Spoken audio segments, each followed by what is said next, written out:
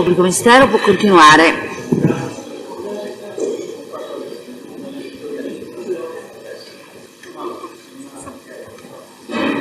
Microfono acceso, grazie. Signora Karima, stavo dicendo, riprendiamo. Allora, adesso le do sempre, secondo questo schema che ci siamo dati, di chiedere a lei l'interpretazione autentica dal suo punto di vista delle cose che ha detto per telefono. Analizziamo le telefonate col signor Passaro, avvocato Passaro, Antonio, inteso Manuel. Allora, innanzitutto lei ha detto di aver conosciuto questo Manuel, che poi è l'Antonio, in questo locale notturno milanese, di essere stato ospite suo 5 giorni, in via della Spiga. Così? Sì. Sì. Poi quando dà l'indirizzo di via della Spiga per il centro estetico, in realtà lo fa perché conosceva l'indirizzo del Passaro, cioè un'invenzione quella? Sì. In realtà era l'abitazione del Passaro? Sì. Dell'avvocato Passaro. Bene. Allora, partiamo dal 919, le dico le date, le seguo attentamente, 15-12-2010, chiaro? 15 dicembre 2010. È una lunga conversazione. Lei a un certo punto, 15-12-2010, signora Karima, ci faccia caso, parlando con il suo interlocutore, dice sì, lavoro e la disgrazia è che lavoro con Emilio Fede. Che bellezza passare Capodanno con lui, sono troppo contenta. Si riferisce al Capodanno del 2010, signora? Quello che deve venire. Esatto, perché quello successivo alla chiamata, perfetto, del 2010, ho detto giusto. È quello lì il Capodanno? Lei lo ha passato con Fede? No. Se l'ha inventato? Sì. Se l'ha inventato. E perché anche qui si inventa questa cosa? Non so perché mi inventavo quelle cose. Cioè lei non ha passato, non ha fatto una serata a cui era presente anche Fede? No. No. Lei in quel periodo era maggiorenne perché aveva compiuto gli anni a novembre. Si doveva comprare una macchina? No. No. Bene. Ancora non ho le patenti. Benissimo. A un certo punto lei dice, e vabbè, quello lo so. Che pagina? Ma in questo momento io sto guardando al di più. Lo sai come siamo fatti noi umani? È verso la fine, avvocato. Noi ci siamo fatti umani, non ci accontentiamo, l'importante è non accontentarsi. E poi vado verso la chiusura della telefonata, che riprende. Lei a un certo punto dice che, e questa poi è la frase che ci interessa chiedergli il senso, parla della crisi di governo, delle problematiche politiche, eccetera, eccetera, e lei dice, meno male, io ero là a pregare tutti i giorni, speriamo che passa, speriamo che passa, speriamo che passa, ride, il signor Antonio dice, beh, anche perché tu tenevi sulla coscienza tutto l'ambaradam, sai com'è, ride, ma no, non è per quello, è perché finché ci sta lui io mangio, se no, se lui se ne va, che cazzo mangio più? A chi si riferisce? Probabilmente Berlusconi. E che cosa intende? Cioè, diciamo, che cosa intendeva? Me lo dica lei cosa intendeva dire con questa frase, facciamo prima. Che cosa intendeva dire, signora? Probabilmente se dice che si parlava di politica, probabilmente. Sì, però siccome con la politica lei non mangia, io mi domando che interesse aveva, a che, si capisce dal tenore della telefonata, il presidente Berlusconi e il suo assetto politico mantenesse, diciamo, una maggioranza in Italia e lei lo ricollega a una sua stabilità economica. Semplicemente per il fatto che io continuavo sempre a dire che avevo ancora telefonate, che ancora sentivo il presidente Berlusconi, solo per quello. Cioè, voglio capire, lei ostentava con il signor avvocato Passaro, con l'avvocato Passaro, questo rapporto con il dottor Berlusconi? Sì. Lo millantava e lo ostentava? Sì. Così? Sì. E questo è il suo assunto? Sì. Quindi anche con Passaro lei ostentava questo rapporto? Con tutte le persone. Con tutte le persone. Poi, sempre parlando con lui, a un certo punto dice che la sua fortuna è che è minorenne e che grazie al fatto che è minorenne le supera tutte, e dice che era il suo unico punto di forza. Che cosa intende? Perché l'essere minorenne sarebbe stato il suo unico punto di forza piuttosto che un punto di debolezza? Non lo so. Non lo sa, signora? No. in tutte le situazioni che mi erano capitate probabilmente, sia a Messina che a Catania, per tutto quello che era successo, anche quando ho avuto delle esperienze in cui sono stata denunciata per dei furti o dell'altro. Ho capito. Poi il suo colloquio con il predetto signore si fa più, come dire, netto. A un certo punto lei dice: scusami, papà, tanto per, il papà va meritato, alla faccia, che culo che ha avuto, dice lui, ride, vabbè, tu hai, è fortunato, il papà, lo zio, lei dice ad avere una figlia come me.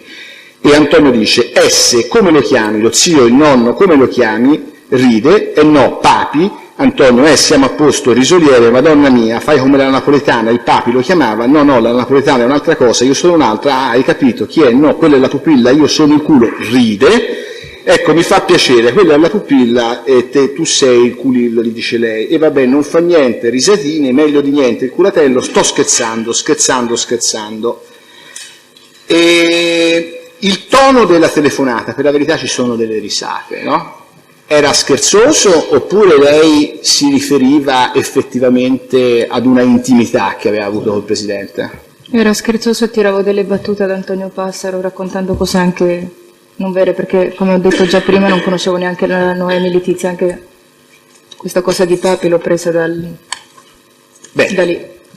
Accolgo nel senso che la recepisco e poi la analizzo. Però qui parla con Passaro, corretto? Io l'ho seguita fino adesso, abbiamo seguito tutti. Ostento, millanto. Ora io le leggo una telefonata però, che è inambientale, una modalità inambientale. Cosa vuol dire? Che lei, mentre aspetta di parlare con l'avvocato Passaro, dice alla cornetta delle frasi rivolgendosi a un terzo. Passaro non ha risposto.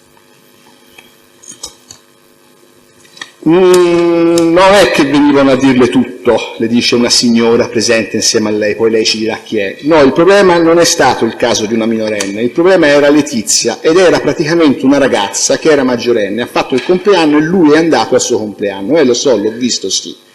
Nel mio caso, invece, io frequento casa sua da quando avevo 16 anni. E cazzo, le dice la signora, sì, una maggiorenne non possono mica... cioè incolpano anche parlare di lui, è normale. Karima dice: a parte che io ho negato il tutto, ho detto no, sono andato a casa sua, ma lui pensava che io fossi maggiorenne, pensava che avevo 24 anni, certo, anche perché non le dimostro, certo, poi dopo che ha scoperto che ero minorenne mi ha buttato fuori casa perché io sto cercando di salvaguardare lui, certo, così a me mi torna in tasca qualcosa. Allora, qui però lei non parla con Passaro. Con chi parla innanzitutto? Se lo ricorda, signora? No. Non se lo ricorda con chi parla. Ma ha capito che, allora, innanzitutto, la data della conversazione è il 26 ottobre 2010. Sono le 21:48. Lei sta chiamando il signor Passaro e mentre attende di parlare con lui dice queste frasi. Io lo dico perché così lei capisce sì, bene. L'ho capito. Le ha capito il tenore? Se vuole le do la cosa, se la riesce. L'ho capito. E che cosa vuole dire? Prima di tutto non mi ricordo chi era la persona, perché non mi posso ricordare di quella data quando ho chiamato Passaro, chi c'era con me e con chi parlavo. Sì. Ma anche lì racconto le solite cose che ho raccontato in altre telefonate. Ma mi faccia capire, ma lei perché dice che aveva 16 anni quando è andata a casa di Berlusconi? Che tra l'altro ce n'aveva 17, ma insomma... A questa persona che non ricorda ovviamente chi è, visto il tempo che raccontavo delle cavolate. Non so il perché della cavolata, ma... È una bugia? Sì, era tutta una bugia.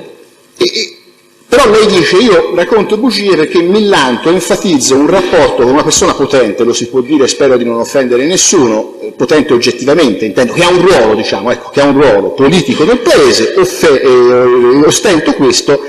Ma l'ostentazione dov'è nel dire, a parte che io ho negato il tutto, ho detto non sono andato a casa sua, ma lui pensava io fossi maggiorenne? Cioè lei qui dice: io con gli inquirenti ho negato tutto. E qual è la spiegazione di questa cosa che lei dice? Che forse praticamente sono tutte delle cavolate che avevo già inventato da altre persone e sono quelle collegate al fatto di dire è per questo che forse prendo questo e quest'altro, ma sono delle cavolate che ho raccontato io. Non sono mai stata a casa sua quando avevo 16 anni e né tantomeno avevo contatti con lui, lo ripeto per l'ennesima volta in quel periodo. e raccontavo cavolate a tutti. Non so chi era con me in quel momento in casa, ma sicuramente sarà stata qualche amica di quelle che ho detto che veniva da me e raccontavo cavolate a tutti. Per vantarmi, a parte che credo che, non so se è normale, però per me era normale vantarmi della conoscenza del Presidente del Consiglio. Ma ecco, ho capito signora, mi creda, l'ho ascoltato con attenzione. Quello che non capisco è, non capisco nemmeno questo per la verità, ma insomma, quello che vorrei capire meglio è, ma perché lei si vanta nel dire che ha mentito agli inquirenti? Cioè posso capire che uno dice guarda come conosco bene una persona importante e potente, ok, ma perché lei si vanterebbe nel dire che nega con gli inquirenti ciò che lei effettivamente sa?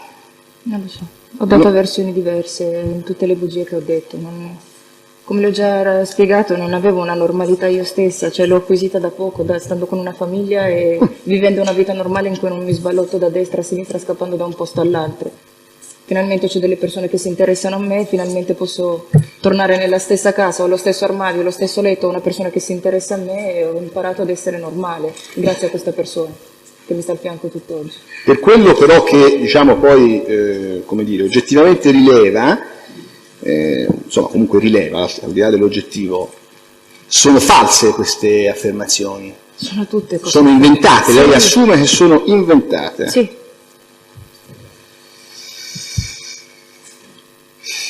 Nella menzogna che racconto c'è sempre qualche menzogna, per fortuna, che dimostra che racconto nelle menzogne che racconto nelle telefonate c'è sempre per fortuna qualche menzogna che dimostra che sto raccontando delle cavolate.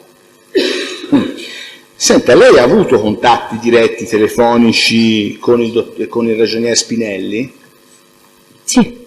E si è anche recata da Spinelli, no? Sì. L'ho detto prima. Senta, in una telefonata del 14 settembre 2010 lei telefona e chiede soldi a Spinelli, sostanzialmente chiede 14 settembre 2010, 14 settembre, e chiede sostanzialmente se può provare a chiederlo, a dirgli che veramente sono in situazioni non gradevoli, dice a Spinelli. Perché lei chiama Spinelli e non il dottor Berlusconi? Perché io con il dottor Berlusconi non mi sono più sentita, dopo quella volta che si era incavolato in questura non avevo neanche il coraggio di chiamarlo, mi avevo lasciato questo contatto ai tempi e quando proprio mi trovavo nelle situazioni più difficili allora mi rivolgevo anche al signor Spinelli. Lei il telefonino di Berlusconi ce l'aveva, no? Perché ha detto che lei ha dato il cellulare a Berlusconi, Berlusconi l'ha chiamata, l'ha detto lei sì. Prima, giusto? Ma il cellulare o il numero di casa di Berlusconi lei ce lo aveva? Guardi, glielo dico prima che risultano chiamate ad Arcore sue e anche mi sembra a Roma, ora poi vediamo, quindi per correttezza glielo dico prima. Cioè, aveva la possibilità di contattare il Presidente direttamente? Guarda, io già nel litigio con la Michelle avevo perso il mio cellulare dove avevo tutti i numeri. Mi sembra che intorno al periodo di agosto avevo avuto una telefonata con la Nicole, non so se è più una telefonata o un messaggio, non mi ricordo più, dal cui le avevo chiesto di avere i numeri che avevo perso e che avevo la speranza di poter avere di nuovo un rapporto con il Presidente. Con il Presidente. È il messaggino in cui lei si riferisce al Presidente chiamandolo Gesù, in maniera ovviamente metaforica, forse anche così. È quello lì, se lo ricorda? Sì. Ecco, perché nei messaggi non dice il Presidente, il dottor Berlusconi e ricorre invece a queste metafore un po' molto altisonanti, anzi? Perché? Cioè, Gesù è nato dal fatto che nelle serate in cui sono stata lui diceva sempre una frase che diceva l'unica differenza tra me... Vabbè, però se è una frase scherzosa lasciamo stare. Era una frase scherzosa, è da lì che avevo preso questo nominio. Quindi lei richiamava una cosa che era successa in una... Sì. Senta signora, vorrei capire una cosa, il signor Risso ha mai gestito i rapporti tra lei e la stampa? Come, scusami? I rapporti tra lei e la stampa? I giornali? Sì, la stampa sono i giornali, sì. O i mass media se preferisci. No, c'è anche la giornali, stampa, televisione, assolutamente. No, non il giornale La Stampa, la stampa in generale, tutti i giornali. Sì, non so, ho avuto tanti contatti con dei giornalisti quando era scoppiato il... E il Risso si interessava dei suoi contatti con i giornalisti? Sì, gli chiedevo se poteva rispondere a volte a queste persone, perché mi facevano a volte anche delle domande che erano abbastanza invasive, insistendo su determinati discorsi a cui. Benissimo. Senta, e il Risso, Luca Risso, si relazionava, aveva rapporti, aveva contatti, sì signor Presidente, la seguo con attenzione, aveva contatti con, come si chiama, Lele Mora? Gliel'ho presentato io. Questo ce l'ha detto. Ce l'ha detto, ma in riferimento alle interviste che lei avrebbe dovuto rendere, ai contatti con la stampa inteso di mass media, che lei avrebbe dovuto avere, il Risso, il Mora ed il Giuliante, l'avvocato Giuliante, si parlavano, cioè si interessavano della sua persona? Questo non le saprei rispondere. Io l'unico aiuto che ho avuto tramite il signor Mora a livello lavorativo in quel momento era la prima serata in una discoteca, quando è scoppiato il caso Ruby, e per un programma televisivo che era Calispera. Calispera? Calispera, Sì. per Medis. Ma vorrei capire una cosa, ma Mora in questa fase, diciamo da agosto del 2010 in poi, si interessa della sua persona? In che senso? Ha rapporti con lei? Ha detto lei di sì? L'ho sempre cercato io Esatto, al Mora. perfetto. Oh. E a che titolo Mora si interessa di lei? Prima di tutto, Dopo il 1 novembre 2010, cioè dopo che lei diventa maggiorenne, Mora si interessa di lei? prima di tutto lo cercavo io perché avevo bisogno di, dato che aveva un'agenzia, se aveva la possibilità di potermi consigliare come poter curare questa cosa della stampa o di poter lavorare almeno nei locali, dato che sapevo che si potevano fare anche delle ospitate. E poi era una persona con cui ero rimasta amica, anche perché fino a poco tempo fa si era anche proposto per un affidamento, lui e la sua famiglia si erano resi disponibili, perciò sì, sono rimasta sempre in contatto appena ho potuto avere di nuovo i contatti con il... Quindi ha mantenuto dei signor contatti Mora, sì. con il signor Mora. Benissimo. E anche con Giuliante? Certo. E anche con Giuliante. Ma a un certo punto lei nomina degli avvocati, un avvocato anche molto famoso e prestigioso, non che Giuliante non lo sia, l'avvocato di Noia, per esempio. Sì. Ecco, ma lei ha continuato ad avere rapporti con Giuliante? No, dal momento che noi avevamo avuto questo colloquio siamo poi rimasti solamente amici, perché lei aveva preso che non poteva più proseguire ad essere mio difensore e mi aveva consigliato questo altro avvocato che era di Noia, che lui lo conosceva. Gliel'aveva consigliato Giuliante di Sì, mi Noia? aveva detto che poteva essere un avvocato giusto da potermi aiutare in delle vicende che avevo, sia per delle problematiche che avevo giù commesse da minorenni, sia per una volta che avevo lasciato delle false generalità e avevo questi procedimenti, avevo bisogno di un avvocato, ma anche per i documenti stessi, dato che ero diventata maggiorenne.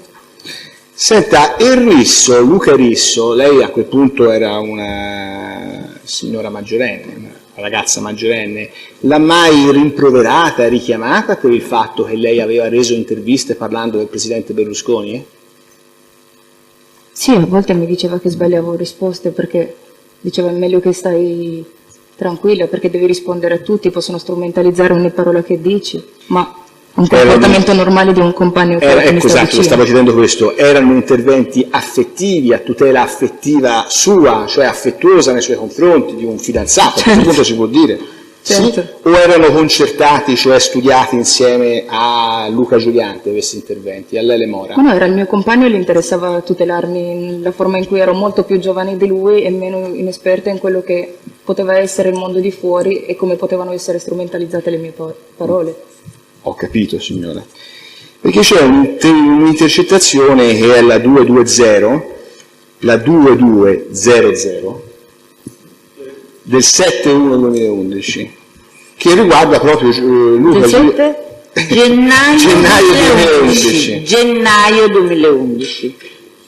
Che riguarda proprio lei, Luca Risso e Luca Giuliante. Io chiederei al tribunale il permesso di leggerla. Certo, Come stai? Bene, tutto tranquillo? No, dice lei, parla con Risso, signora. Quindi è lei che parla con Luca?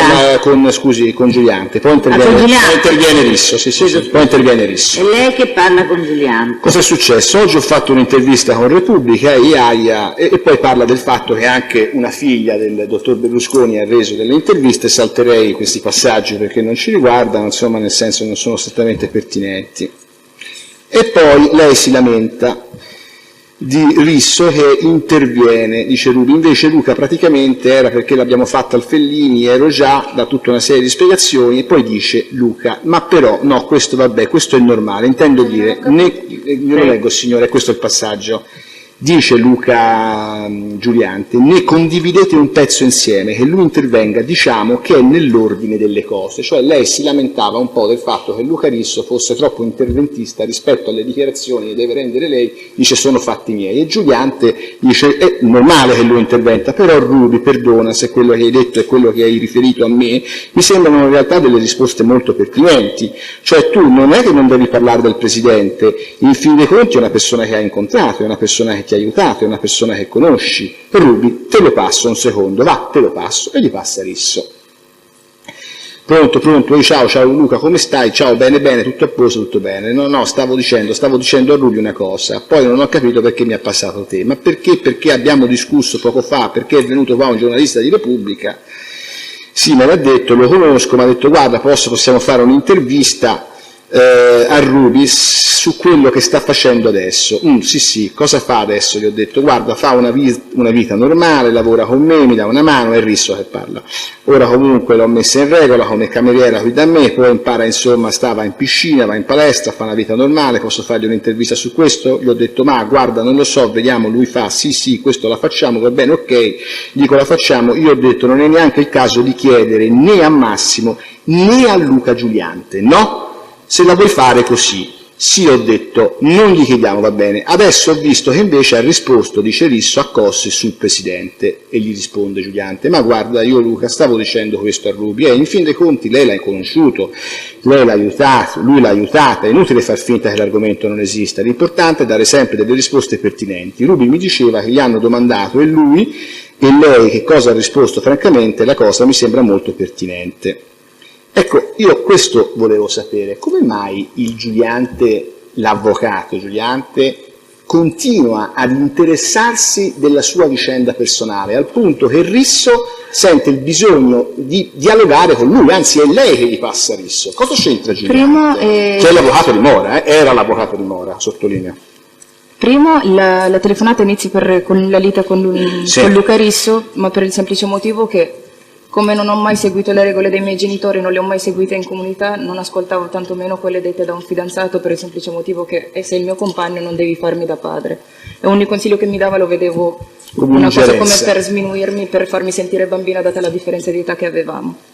E non tendevo mai ad ascoltarlo. Il fatto di che lui si rivolgeva a Luca Giuliante, o io le ho passato Luca Giuliante perché sì, non era più il mio avvocato, ma è rimasto sempre un mio carissimo amico, ed era l'unico che riusciva in qualche modo a consigliarmi e il quale io ascoltavo. Molto chiaro.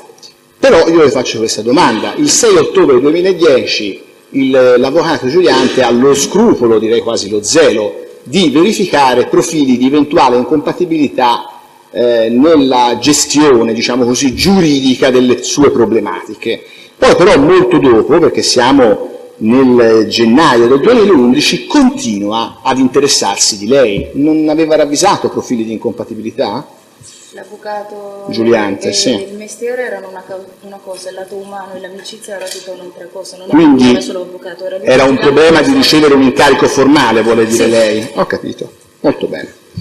10/1/2011, 18:05, 23:81 il progressivo, ripeto 10/1/2011. Rubi, Luca Giuliante. Ehi là, come stai? Bene, tu? Abbastanza. Allora, novità? Luca, volevi sapere, guarda, vedo Massimo domani pomeriggio per quella cosa che mi hai chiesto. Rubi, ma hai già parlato con la persona diretta? No, lo faccio attraverso Massimo. Ah, ok, va bene, ti faccio sapere qualche cosa. Domani sera ti chiamo io, grazie, ciao tesoro, ascoltami, ti volevo dire un'altra cosa, dimmi. Potresti chiamare Luca e parlare con lui, dice Rubi, per quanto riguarda l'intervista, quella che devo fare giovedì. Che intervista devi fare, Ruby, Giuliante? Vanity Fair. Te la mandano scritta o la fai diretta, Giuliante? Ruby, no, la faccio diretta con il servizio fotografico, digli i temi che devo affrontare, quelli che non devo affrontare, così almeno lo sa già dall'inizio e non mi scassa dopo. I temi, Ruby, chiaramente tutti quelli che tu desideri, cioè non è che ci siano delle Ruby, sì, ma se finché glielo dico io a Luca, cioè si incazza, lo stesso. Adesso lui sta aspettando perché prima ti avevano chiamato insieme. Allora, anche qui fa riferimento al ruolo di Giuliante, che entra nel merito delle interviste, che le deve rendere, anzi le dice di tutto tranquillamente, eccetera, eccetera. È sempre un ruolo amicale quello che svolge Giuliante. Lei aveva un avvocato, l'avvocato, il principe del foro, l'avvocato di Noia, senza nulla togliere a Giuliante. Quello era un avvocato con cui ancora non ero amica e non ci poteva neanche essere un rapporto d'amicizia perché era un avvocato, lo vedevo proprio da avvocato. Luca si era avvicinato a me anche nel periodo in cui ero in comunità, mi ha sempre aiutato, mi è stato vicino, abbiamo mangiato a volte anche in due ristoranti, abbiamo sempre chiacchierato ed era per me come una figura di un fratello, quindi gli chiedevo consiglio quando ne avevo bisogno. Adesso mi segua bene, perché le leggo due intercettazioni del 12 gennaio 2011, delle 11.13 e delle 15.56, la 25.09 e la 25.49. Glielo ridico un'altra volta, il 12 gennaio 2011. Lei parla con Giuliante, salterei dei passaggi rilevanti dove si menzionano avvocati totalmente estranei ai fatti. Luca, Ruby, pronto, e là, ciao, dimmi, stavo dormendo ancora, ma sono in una riunione, anzi sono uscito dalla riunione. Ruby, ma scusami, ti volevo dire, hai parlato con Massimo? Sì, a posto, sì, va bene, ci sentiamo più tardi, ciao, ok, grazie. Adesso però, prima della domanda, le leggo quella successiva, che è delle 15.56 dello stesso giorno, questa era delle 11.13, del 12 gennaio. Lei parla sempre con Giuliante. Pronto, ciao Luca, un po' di convenevoli. Luca, sono fuori per una riunione, ascolta, se mi aspetti in studio ci vediamo tra una mezz'ora, 3/4 d'ora, oppure se vuoi tornare più tardi. Ok, va bene. Tu sei già, sbrigo le cose, sei già andata da Massimo? Karima, no, devo parlare con Armando, sempre per quel discorso, e poi niente, vado da Lele, a sto pun. No, devi parlare con Massimo, Comunque ascolta, le dice Giuliante, fai così, dimmi, e tu fai quello che devi fare, ci vediamo più tardi in studio da me. Karima, perciò dici evito Armando, non nel senso che io a proposito della richiesta, le dice Luca, Giuliante, che mi hai fatto, Karima, io sono andato, perché chiaramente bisogna sempre muoverci di persona, e ne ho parlato ieri sera con Massimo, e poi vedi tu, quindi diciamo che il problema io l'ho rappresentato a Massimo, cioè vedi tu, Karima, sì, comunque il discorso è che la somma è grande. Sì, comunque il discorso, dice lei, che la somma è grande, perciò comunque, vabbè, dai, vedo cosa devo fare prima e poi ci sentiamo, va bene, dopo passa in studio da me, ciao. Di che somma sta parlando, signora? Questo qua si trattava praticamente di quando Lele mi aveva accennato del discorso che potevo avere un'intervista con Calispera, e mi aveva però anche accennato che c'era un divieto, non ho capito bene se dal presidente Berlusconi o da qualcuno dei suoi legali per avere delle interviste nei canali del presidente più che Berlusconi. Un divieto, una prospettazione magari. No? Non lo so, Vabbè. non so il termine da usare giusto. E la somma? Dovevo fare questa intervista per Calispera, la somma si aggirava intorno ai 10.000 euro, per me erano dei soldi. Okay. E una comunque somma con fattura, rilevante. però mi avevano detto che c'era questo divieto o Berlusconi o dai suoi legali, ora non ricordo. Comunque Fatto sta che io ho sollecitato Luca da dirgli: guarda, io non riesco ad avere contatti con queste persone, potresti per favore parlare con Di Noi a vedere se può togliere questo divieto? È possibile quindi fare questa In intervista? effetti ho avuto poi la possibilità di fare questa intervista. Quindi a nei scanso giorni di equivoci successivi. era relativa a un'intervista, non si trattava di somme economiche che lei doveva ricevere da altri soggetti ad altro titolo, era per Per quell'intervista. me era una somma grande quella lì. Sì, ho capito, ma in riferimento a una sua intervista. Per l'intervista per Calispera, che poi ho fatto nei giorni successivi appena... Senta signora, lei ha detto che ha partecipato, io lo chiamo l'interrogatorio, ma ci metto le virgolette naturalmente, del 6 ottobre 2010, dove era presente il signor Lele Mora, c'era Mora? Non mi ricordo, c'era Mora? No, No, chiedo scusa, ora sono stanco anch'io. Mora c'era il 6 No, ottobre. aveva parlato di Giuliante, Luca Risso e lei. Di Giuliante, di Luca Risso e di lei. Perfetto, Basta. chiedo scusa e basta. Le aveva aperto una, scusa avvocato, Una collega di Giuliante. che però non aveva partecipato all'incontro. No, se n'era subito andata. Perché Benissimo, che però non aveva Posso? partecipato. Certo, signora. Perché io avevo questo appuntamento, ma ero arrivata a Milano con un'amica. Poi dopo era arrivato anche Luca Risso e lui in quell'occasione voleva che io gli presentassi Lele Mora perché era interessato ad avere dei personaggi dell'agenzia per i suoi locali, le 2 discoteche. Quindi non è venuta a Milano con Luca Risso? No, io sono venuta con un'amica in treno. Con Luca Risso mi sono sentita che ero già a Milano. Ah, ok. E praticamente lì lui voleva presentato Lele Mora per questi personaggi. Alla fine io l'ho portato da Lele Mora, solamente che io avevo appuntamento con Luca Giuliante. Non sono mai stata puntuale, non avevo né la puntualità né rispetto degli orari che mi davano le persone, perché non ho mai vissuto di regole e di insegnamenti di questo genere. E gli ho detto: guarda, ritarderò. Lui mi ha aspettato in ufficio. Alla fine sono andata con Luca, ho colto anche l'occasione di presentargli sia il Mora che poi dopo andare a mangiarci una pizza, dato che era la prima volta che potevamo uscire in una città e girare senza avere la preoccupazione che la sua fidanzata ci vedesse o qualcosa di questo tipo. E sono arrivata in ritardo da Luca Giuliante che mi ha aspettato in ufficio e poi lì si è parlato, ma eravamo io, come avevo detto, Luca Risso e Luca Giuliante, ma Luca Risso mi ha accompagnato solamente perché avevo una relazione con lui in quel periodo. Molto bene. Il 14 gennaio del 2011 la polizia, su delega di questo ufficio, fa delle perquisizioni e tra le altre fa delle perquisizioni e perquisisce anche lei, se lo ricorderà quel fatidico giorno, immagino, sì. No?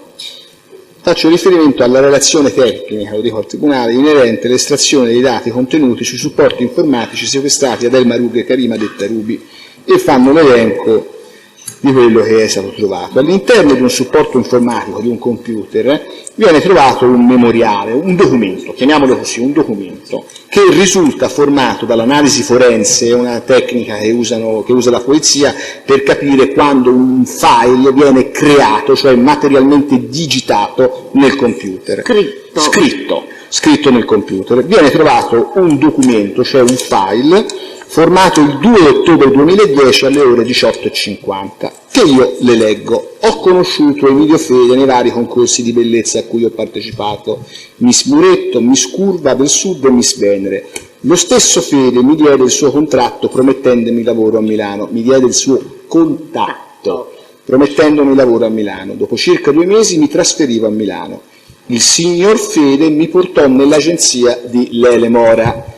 Lo stesso Mora si dimostrò molto favorevole al mio inserimento nella sua agenzia come danzatrice del ventre e di conseguenza di farmi lavorare al Chiambretti Night, ignaro del fatto, lo stesso Mora, ignaro del fatto che io fossi minorenne.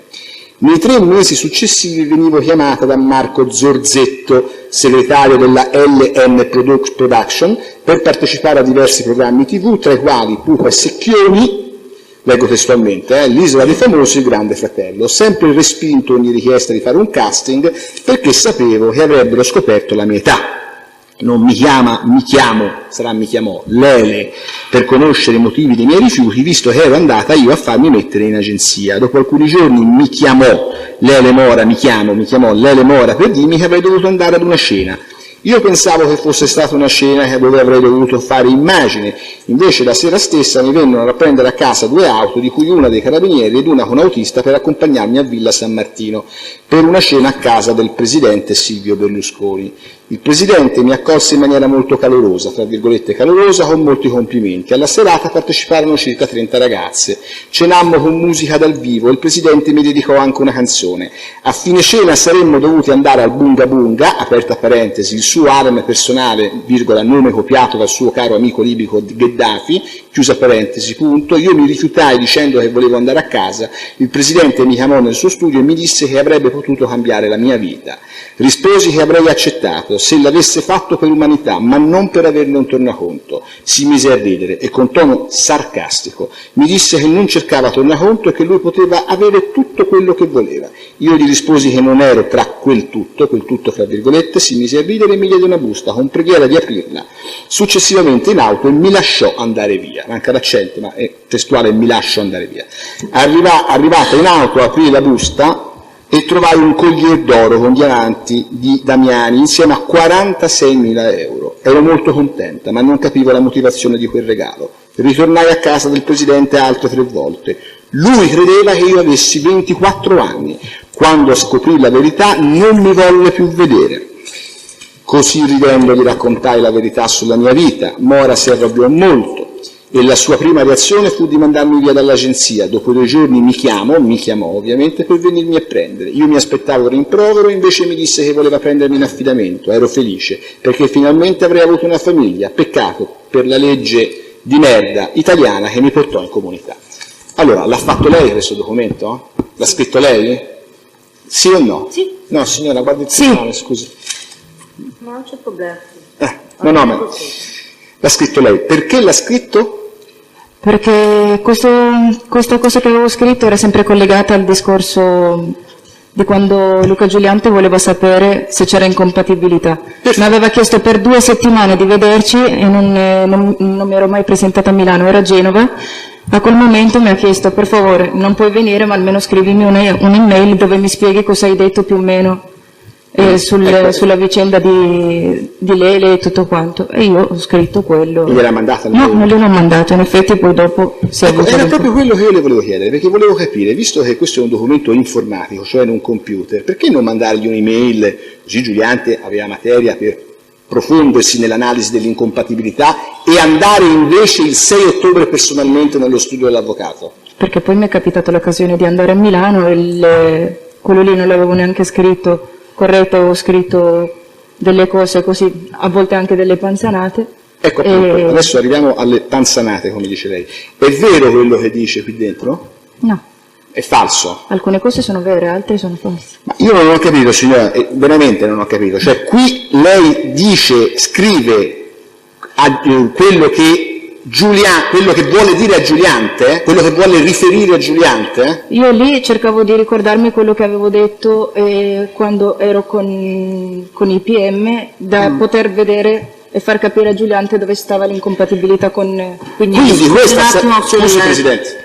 Se ho ben capito, questo è un riassunto. Sì, cercavo di ricordarmi di quello tutte le che lei ricordava di aver detto ai pubblici ministeri da inviare all'avvocato Giuliante nel caso che non fosse riuscito a vederli di persona. Ok, prego. Quindi era una sintesi di quello che lei aveva detto ai pubblici ministeri. In riferimento a fatti, diciamo, di cui lei ha la percezione di non verità, cioè sono vere queste cose o no?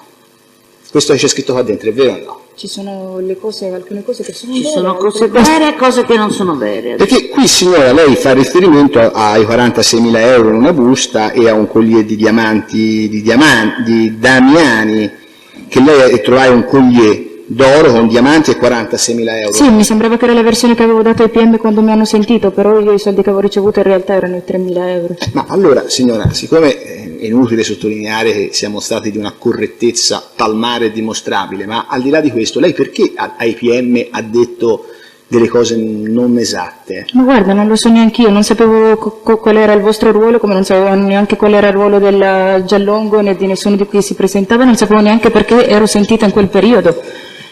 In tutte le situazioni che finivo in delle questure, dal maresciallo Spampinato alle Gianni, in altre situazioni davo sempre delle false generalità di tutto e di più per non finire in una comunità. Ero già in una comunità, ma comunque, come le ho già detto, a volte la cavolata mi scattava automatica, ma non so neanche il perché. Ecco, su questo poi inizieremo magari la prossima udienza, direi, perché una lunga parte, esatto, se il Tribunale è d'accordo naturalmente, sì, se no andiamo ad oltranza, secondo quello che disponete voi. Ad oltranza sono stato. E anche secondo il suo punto di vista, certo, ha ragione. Le faccio notare però che per esempio, ma anche in altri verbali, nell'ultimo verbale si dice alla fine: l'ufficio dà atto che prima della sottoscrizione il verbale viene integralmente riletto e tutti i presenti ne attestano la corrispondenza alle dichiarazioni rese dalla minore, che tutte le domande sono verbalizzate in maniera estremamente, anzi più puntuale ha fatto il dottor Forno, e addirittura in neretto. Lei se lo ricorda che alla fine ha, come dire, riletto compiutamente tutte le cose che ha detto? A parte che veramente io ho messo la firma nei fogli, ma non mi ricordo di aver letto, erano cose che avevo detto. Va bene, io non entro in polemica su Erano cose che avevo detto poco fa, non avevo bisogno di leggerle. Quindi questo documento era formato in funzione dell'incontro con l'avvocato Giuliante. Senta, lei oggi ha dato una spiegazione importante, una sua spiegazione importante dei fatti, oggettivamente, poi la valenza la analizzeremo.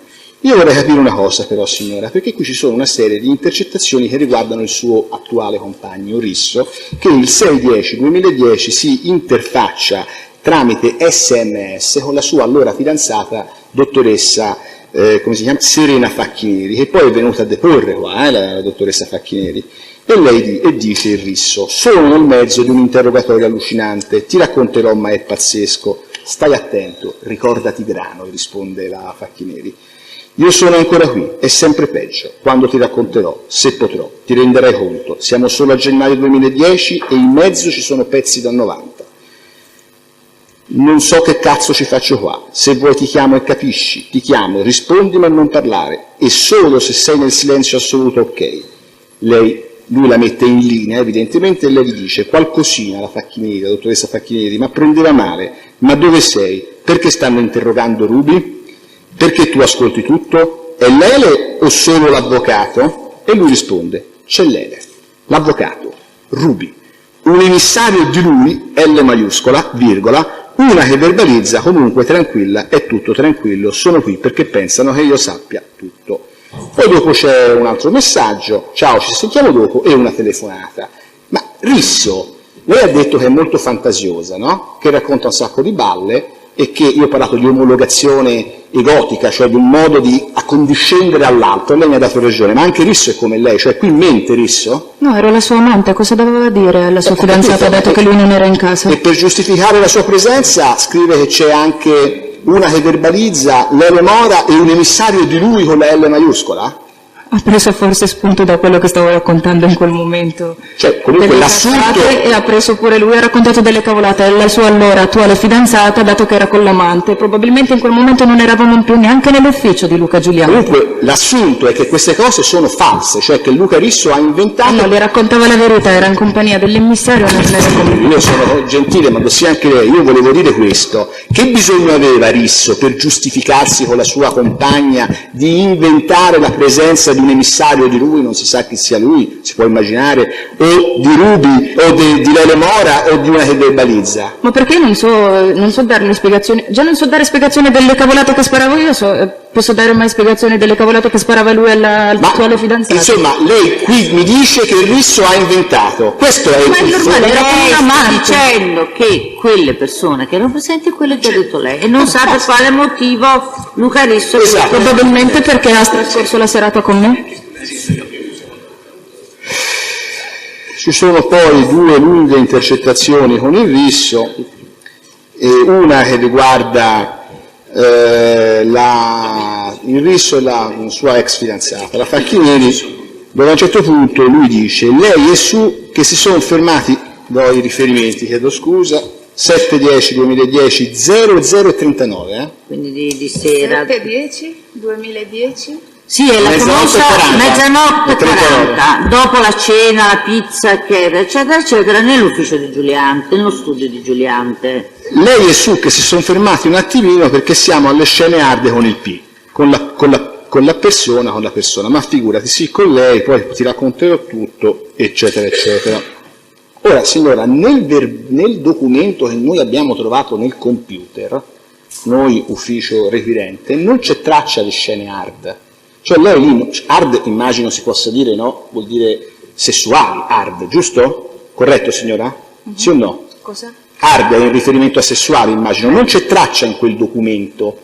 Cioè nel documento che lei forma, che lei... Era finito e poi sono poi andata io a Milano nel colloquio con Luca scusi, Giuliante e non gli ho signora. inviato neanche quel documento. Ah, ho capito. Era incompleto, cioè. Era dice. incompleto. Ho capito. Il Probabilmente documento ho raccontato era le altre incompleto. cavolate che ho raccontato ai PM di, come le ho detto già, di 2 personaggi che si masturbavano, di altre situazioni Ecco, completamente quindi le scene inventate. hard sarebbero le bugie, o diciamo così, le inesattezze che lei avrebbe detto ai pubblici ministeri, inventando scene anche erotiche non vere, Di persone che non ho mai conosciuto. che non ha mai conosciuto e che stava raccontando a Giuliante per riferirgli quello che aveva detto ai pubblici Ma in quel ministeri. momento la frase era di Luca Risso, non è una Sì, frase... sì, ma dice la verità Risso qui, no? Ma continua a raccontare panzanate alla Ah, fidanzata dato che era con me.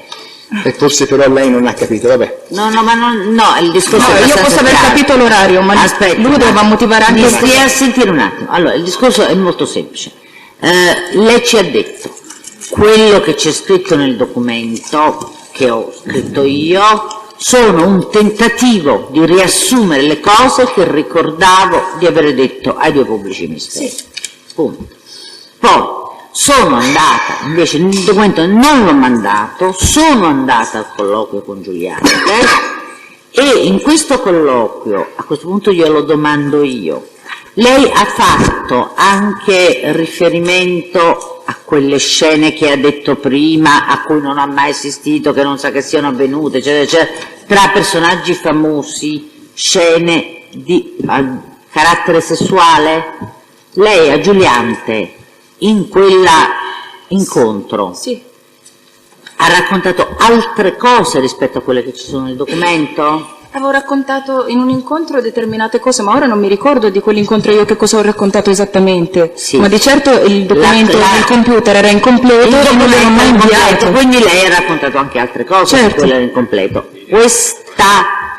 Queste ulteriori cose riguardavano anche, e non vogliamo sapere nomi né altro, scene sessuali tra approcci sessuali con persone famose, non sue di lei. Sì, ho capito, persone, ho capito. Questo non me lo ricordo, No, però in effetti la frase che c'è nella telefonata è tra Luca Risso e la sua ex fidanzata. Non... Era per spiegare se magari Sì, in effetti ho provato a rispondere, probabilmente non mi sono espressa bene. No, era Ma solo per capire. Risso riferisce alla Facchinieri quello che lei starebbe dicendo a Giuliante, giusto? È giusto, signora?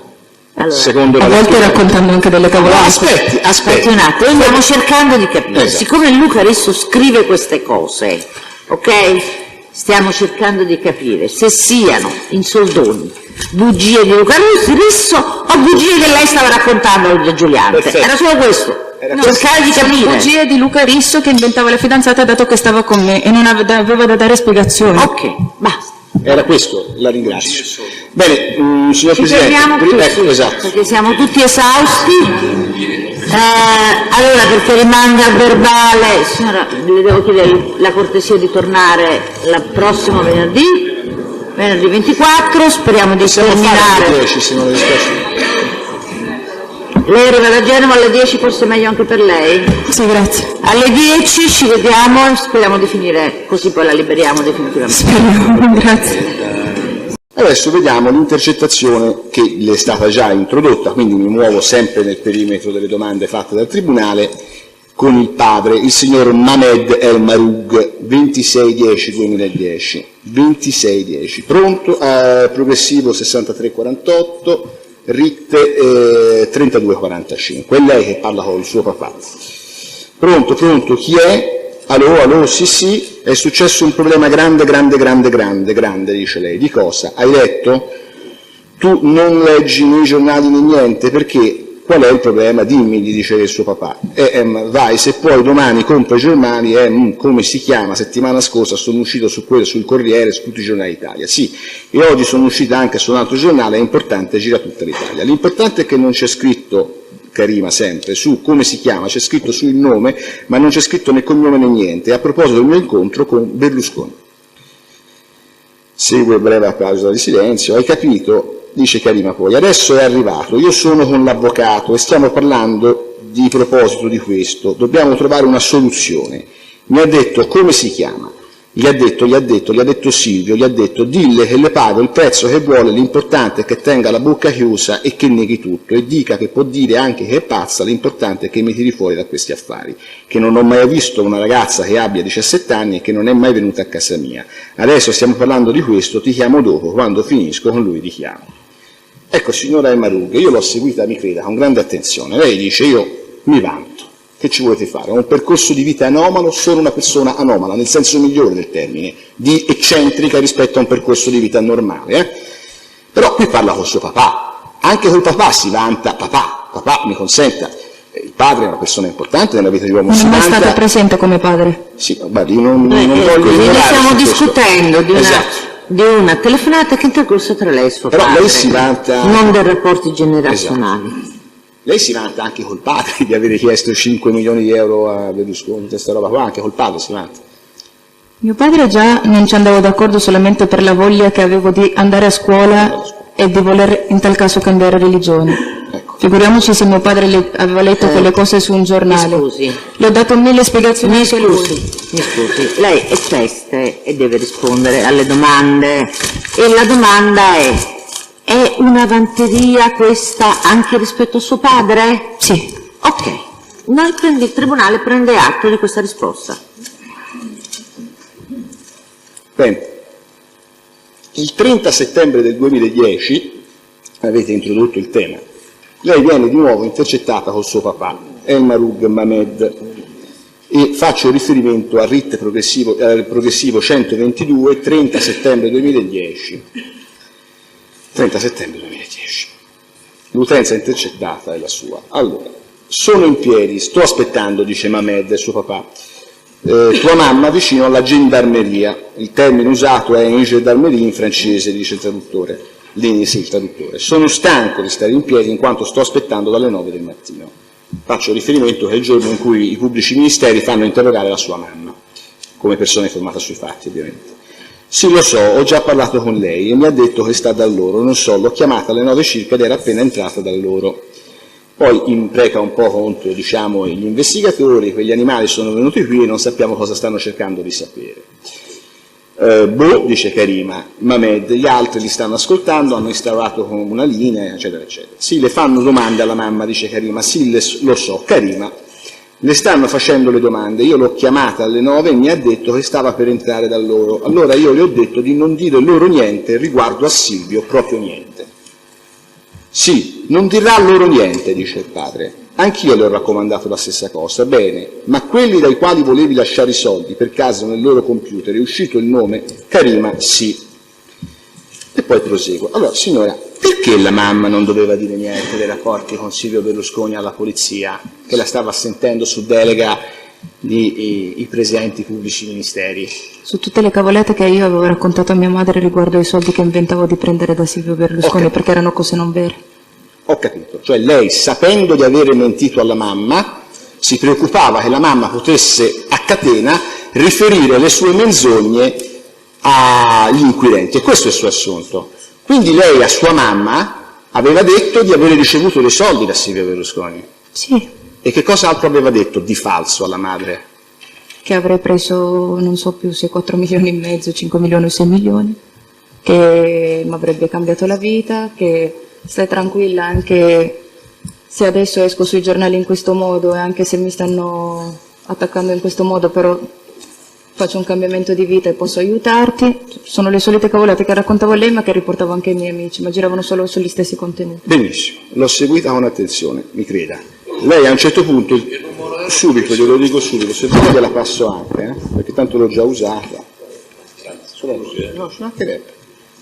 Era quella che seguivo, sono arrivato un po' in ritardo.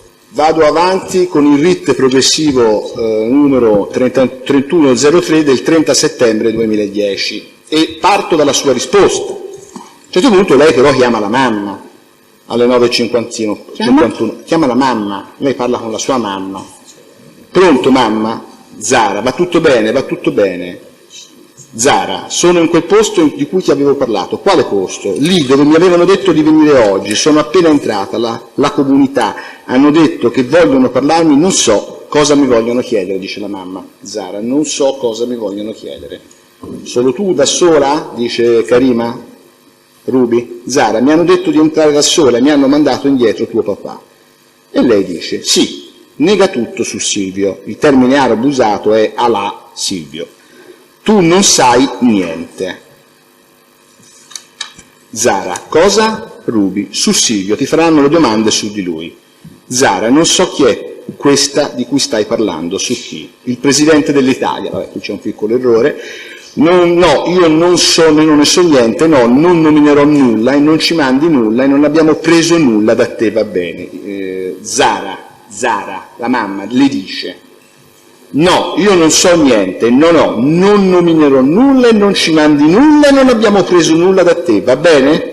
E non sapete nulla di me, niente, ok? Dai, ciao, eccetera. Da quando sei andata via, dice Zara, la mamma, non sappiamo più. Allora, signora, mi spieghi, lei dice ha detto delle cose false alla mamma, ma lei perché allora, se questa è la falsariga del suo ragionamento, non ha detto alla mamma, guarda, ti ho raccontato un sacco di palle, abbi pazienza.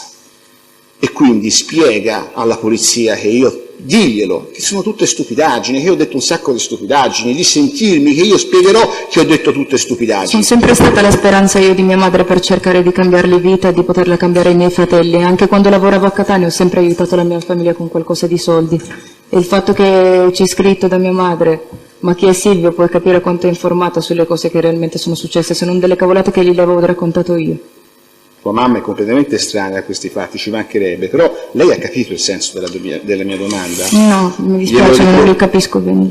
A me sembra molto intelligente lei, a me sembra che invece, mi permetta, la domanda fosse abbastanza chiara. Se lei aveva detto tutte stupidaggini a sua mamma e temeva che sua mamma potesse riferire queste stupidaggini, queste menzogne che coinvolgevano una persona importante alla polizia, forse per telefono avrebbe potuto spiegargli, guarda mamma, io ti ho raccontato tutte palle, non è vero nulla. Invece la sua mamma le dice, io non so niente, non nominerò nulla e non ci mandi nulla e non abbiamo preso nulla da te. Che vuol dire? Vuol dire che negherà tutto come le ho chiesto io. E il tutto vuol dire per mia madre che lei di Silvio non sa niente, in effetti lo dice già lei stessa in quella telefonata. I soldi sono quelli che le ho sempre mandato, 1.000 euro una volta ogni tanto quando prendevo qualcosa di soldi, anche quando ero a Catania gli mandavo dei soldi se mai lavoravo. Però, insomma, il sunto del suo ragionamento è che era tutto falso. Era tutto falso, io volevo continuare con la versione della falsità che raccontavo ai miei genitori e agli amici. Quindi voleva continuare con quella versione. Sì. Per questo, sapendo di aver detto il falso a sua madre, le diceva, guarda, di tu il falso, cioè di alla polizia che io non ti ho detto niente, di ai carabinieri che io non ti ho detto niente, nega tutto. Sapendo che quindi due falsi, il suo a sua madre e quello a sua madre alla carabinieri. Ok.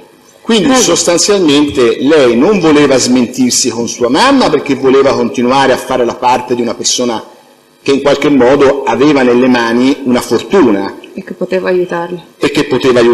E al tempo stesso però non voleva che questa menzogna strumentale rovinasse la vita di una persona che non c'entrava niente. Ho capito bene? Sì.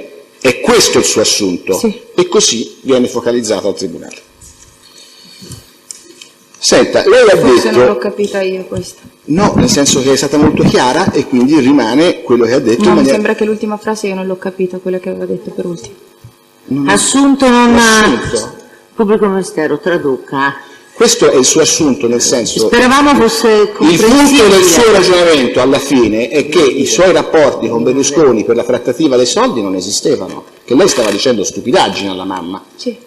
Però non voleva che queste stupidaggini filtrassero agli inquirenti e finissero per rovinare una persona che non c'entrava nulla. Ho capito bene o no? Semplicemente non volevo che mia madre riferisse delle cavolate, dato che io Ah, quello ho detto, quello ho detto, signora. Perché queste cavolate, non perché capisco queste bene. cavolate avrebbero Mi sembra potuto di aver creare capito. problemi a una persona che non c'entrava niente.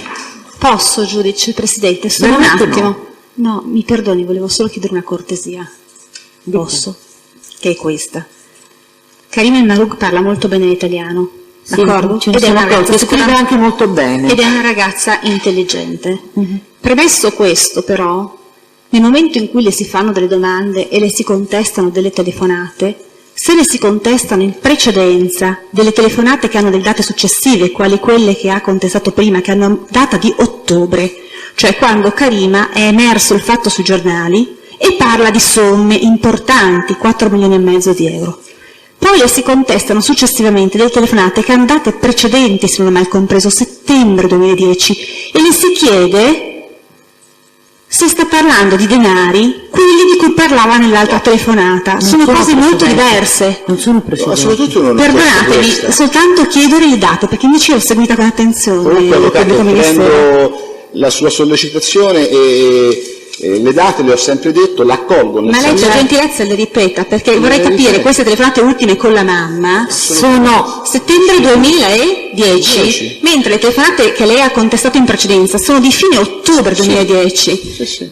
Quindi lei ha sta dato lettura delle date. Sì. Allora, se adesso ci consente... No, ma io vi andiamo avanti consento, con ci il nostro- mancherebbe altro, è semplicemente che nel settembre 2010 non ci sono, credo, telefonate precedenti in cui si parla di milioni di euro, perché il fatto non era ancora apparso sui Ma giornali. infatti non ha parlato di milioni di euro. Perché la ragazza ha risposto che i soldi di cui parlava erano i 1.000 euro che mandava ogni tanto, compreso male. L'ha detto, sì, sì. Grazie. Ed è a Secondo verbale, me è stata molto avvocato. chiara. Ed è a verbale. Per me. Forse non era stato per me, ho chiesto una Evidentemente precisazione. non è così, avvocato Ho Berardi. capito. Roccardi, non le era stato chiaro, per il collegio era chiaro, prego.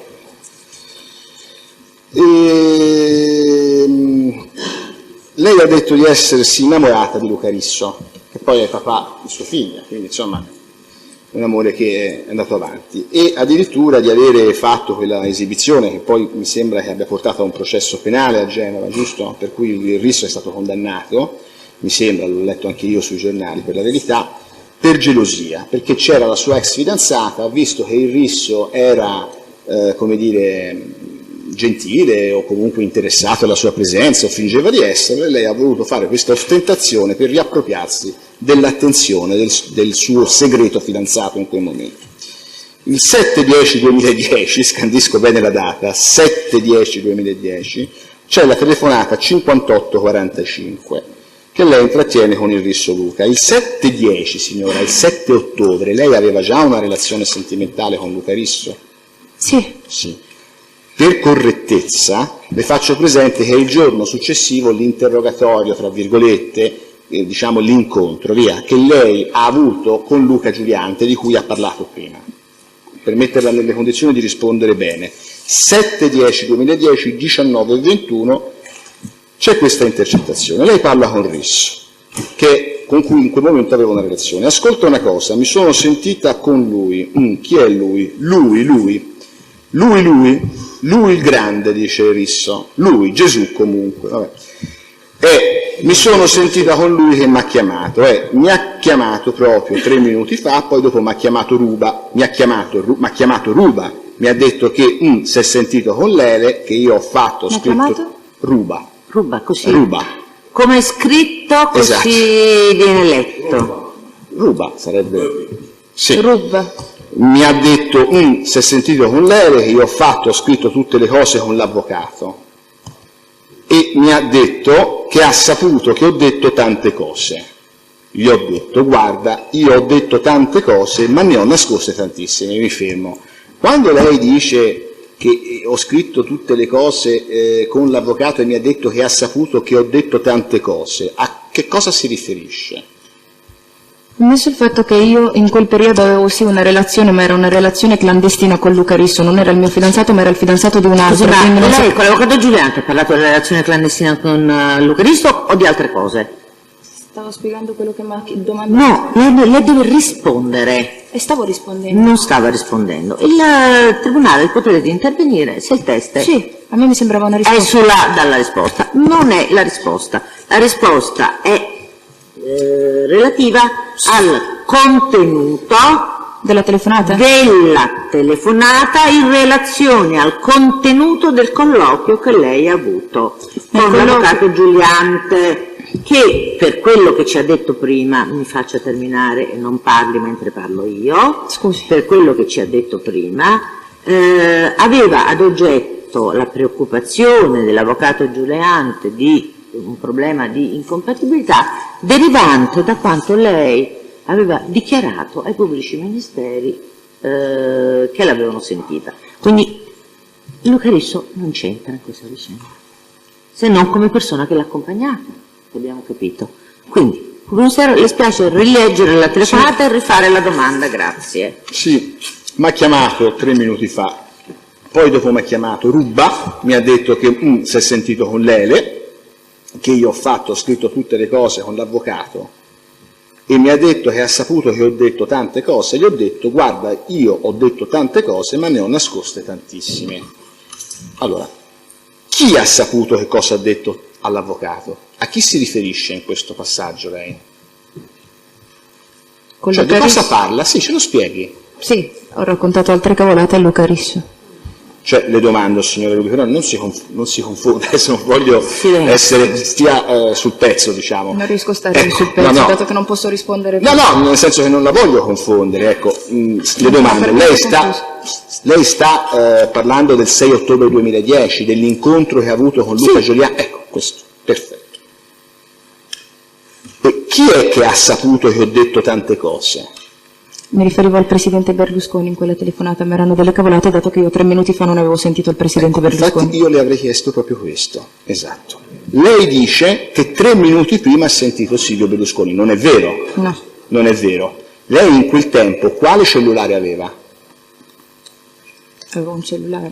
Cioè, scusi signora, stiamo parlando del suo cellulare che viene sempre intercettato, no? Che è il 345, sempre intercettato durante le investigazioni nei limiti di legge. 345, insomma il 67 finale. E lei aveva altri cellulari, cioè è vero o non è vero che lei aveva sentito il dottor Berlusconi? Non avevo sentito il dottor. Non aveva sentito Berlusconi. E lei al signor Risso dice la verità o il falso su questo? Il falso. E anche quando dice che ha saputo che ho detto tante cose, cioè non le risulta che il dottor Berlusconi avesse saputo quello che lei aveva detto? No, perché come avevo raccontato delle cavolate ai PM, ho mantenuto la stessa cosa anche nei racconti davanti a Luca Giuliante, in cui c'era presente in quell'incontro anche Luca Risso, e ha sentito parlare della Gelmini che si masturbava e della Carfagna, ed erano racconti non veri, e per quello che avevo detto ne ho nascosti tanti altri. Però mi perdoni, ho capito perfettamente, ma lei quindi a Giuliante aveva raccontato queste cose? Cose che avevo raccontato A nelle... noi? Sì. A noi, le cose che aveva raccontato a noi. Quindi fu un interrogatorio specifico sul contenuto dei verbali resi ai PM? Sarà stata 1 ora e mezza o 1 ora che avevo parlato con Luca Per Giuliante. capire se lui era incompatibile o no, questo, giusto? Ma Luca Giuliante era anche un mio carissimo amico. Ho capito, Sì, signora. certo, questo risulta chiaro, però appunto la motivazione, lei aveva detto che le era stata data per questo colloquio con l'avvocato Giuliante, era che correttamente l'avvocato Giuliante voleva valutare se c'era una posizione di incompatibilità tra la sua figura di difensore di Lele Mora e la sua figura di avvocato, non abbiamo capito in quale procedimento suo. Ok, prego. Posso Sì, certo. continuare? Certo, signora. In effetti io avevo raccontato alcune cose, ma la cosa che voleva sapere Luca Giuliante era solamente sull'incompatibilità, ma io raccontavo di tutto a tutti gli estranei, figuriamoci ad uno che ritenevo una persona Quando amica come Luca l'avvocato Giuliante. Giuliante, di fronte al suo fluente racconto, adesso lei addirittura ha menzionato 2 parlamentari, io non l'avrei neanche fatto per la verità, guardi, però lasciamo perdere, capisce il contenuto, non l'ha bloccata, non aveva capito subito che c'era incompatibilità o no, gli ha fatto raccontare tutto? No, perché insistevo io sul raccontargli determinate cose. Quindi era lei che insisteva con Giuliante. Certo. Però, insomma, la telefonata con Silvio Berlusconi non c'era stata. No. Poi lei va avanti con le intercettazioni, con la conversazione, ci sono vari riferimenti, e dice, vado avanti proprio testuale, cioè perché volevo che tu non venissi mai messa in cattiva... Allora, riprendo da qua, se no lei non capisce, vai, se no... Però io sì, se ho fatto quello che ho fatto e volevo... Non sono stupida, a volte posso sbagliare nel No, dettaglio. allora senta. Guardi, siamo tutti stanchi, quindi ci rendiamo conto anche della sua stanchezza. Però deve capire una cosa, che alcune premesse non sono fatte, anzi nessuna premessa è stata offensiva. In particolare, siccome prima il suo difensore ha rilevato il fatto che lei, per quanto si esprima e comprenda bene l'italiano, ha a volte come dire, con delle comprensibili difficoltà. Quindi, quando le si dice, comincio all'inizio perché non capisce, non stiamo dicendo affatto che lei non capisce o che non è stupida, ma che può avere delle, in quanto straniera, delle comprensibili difficoltà ad comprendere fino in fondo il contenuto di quello che le si sta leggendo. Ok? Quindi si comincia dall'inizio perché omettere dei pezzi può essere fuorviante rispetto alla sua comprensione. Prego. Guarda che ho detto tante cose, ma ne ho nascoste tantissime, riprendo da qua. Vi ho detto tutte quelle che ho detto, le ho dette per un semplice motivo, che ero messa davanti all'evidenza, non potevo negare, ma noi non siamo in pericolo, noi non siamo in difficoltà, però sono cose da superare. Gli ho detto sì, però io ti volevo fare un'altra domanda, gli ho detto, che è quella che mi interessa di più, dimmi, gli ho detto, cioè io voglio che almeno da tutta questa situazione io ne esca con qualche cosa, perché di tutta la situazione, cioè sinceramente non me ne frega niente. Lui fa, è normale, eccetera, eccetera. E poi dice, la mia proposta che ti avevo fatto prima resterà sempre la stessa. A cosa si riferisce? A chi si riferisce, a cosa? Sempre alla solita cavolata dei soldi, milioni che variavano da situazione a situazione. Quindi diciamo che per tutto il resto della telefonata possiamo dare per scontata questa risposta, cioè che lei sta millantando con il suo fidanzato segreto. Non era il mio fidanzato. Lo tiene come vuole, signora. Non era il mio fidanzato. Sì, sì, col suo amico. Ai tempi non era il mio fidanzato. Sì, ho capito. Però aveva già una relazione affettiva. Avevo una relazione con lui e sapevo che era fidanzato con un'altra e ai tempi mi diceva che anche non riusciva neanche a lasciarla, quindi non sapevo neanche se potevo fidarmi di lui o meno. E allora? Io che poi mi sono scoperta innamorata e anche lui, adesso siamo Allora, fidanzati. per precisione, visto che lei, nonostante le sue difficoltà, è molto precisa sui termini, diciamo che era, come dire, la sua storia segreta in quel momento? Infatti l'avevo detto. Perché ce l'ha detto prima che lo vedeva, cercava di vederlo, andava lì ai locali per vederlo, eccetera, eccetera, che ovviamente però c'era questa presenza ufficiale che impediva ci fosse un fidanzamento vero. Sì, in Italia si chiama amante, poi mi sono scoperta innamorata e mi sono messa con lui. Va bene. Va bene, quindi richiamati gli estremi dell'intercettazione, la rimettiamo all'attenzione del Presidente, del Presidente del Tribunale. La risposta è sempre la stessa. Sì, certo. E partiamo proprio, mi permetta, da questa premessa, che lei sta millantando e sta facendosi bella, tra virgolette, con Luca Risso. A un certo punto vado dopo, lo dico subito, al 19/12/2010. L'utenza intercettata è quella in uso a El Marouk e Karima, 342 02 31 996, e il progressivo è l'1164 del 19/12/2010. Ci sono una serie di SMS con un interlocutore che si chiama Carlo Attubato. Carlo, ciao, fammi sapere per il giovedì se ci si vede, ricordati non più di 350.000 euro, capito? A presto, fammi sapere. Risposta, trovate 3 domattina, ti mando mail, tranquilla, non preoccuparti che mi ricordo di te. Vado in sequenza, mandami alla solita email la brochure Luca Risso ok, speriamo che sia 300.000 euro, se non va bene la somma iniziale speriamo bene. Tesoro, una bellissima 2,90, attubato a lei. Lei ha attubato, quanti metri quadrati? Tanto dato che me la regala posso anche scegliere qualcosa di carino. Ti faccio una breve descrizione dell'appartamento, palazzo signorile, appartamento metri quadri 70, posto al piano rialzato, nuovo composto da ingresso, zona giorno. Con soggiorno, cucina a vista, bagno, soppalco con zona notte, parquet, aria condizionata, diffusione sonora, allarme, riscaldamento centralizzato. Risposta, più grande preferibilmente, come già accennato, tipo abitazioni, peschiera in senso singolo e villettine, capito? Punto esclamativo. Tesoro, la casa te la dà già con mobili nuovi, fuori Milano non ho niente, e calcola che sul pezzo possiamo trattare. Fammi vedere prima la brochure e poi mi faccio un'idea, ma sinceramente, 70 metri quadrati, SN, pochi, sono pochi, con la K e il punto esclamativo. Ok, ma 300.000 di più non trovi, le risponde il signor Attubato. Risponde lei, fai di più, tanto me la regala zietto, Tanto me la regala? Zietto. Zietto. Allora, chi è Attubato? Probabilmente era il proprietario di qualche agenzia immobiliare. Lei stava tenendo una trattativa per l'acquisto di una casa nel dicembre del 2010? Sì. Ma era una trattativa vera? No, era una trattativa sempre falsa. Falsa anche questa? Sì. E si vantava con Attubato, quindi? No, non mi vantavo con Attubato, mi vantavo davanti alle persone che potevano leggere i messaggi oppure sentire le telefonate con Attubato. Quindi lei mandava i messaggi e poi li mostrava ai terzi, dicendo guarda mi sto per comprare la casa. Non mi ero sentita con nessuno in quel periodo, lo zietto poteva sempre essere Berlusconi. Però non è vero, nel senso, non è vero che il dottor Berlusconi aveva dato i soldi. È Non una... mi sentivo con Berlusconi, esatto, sempre un motivo di male. Esatto, questo volevo capire. Allora,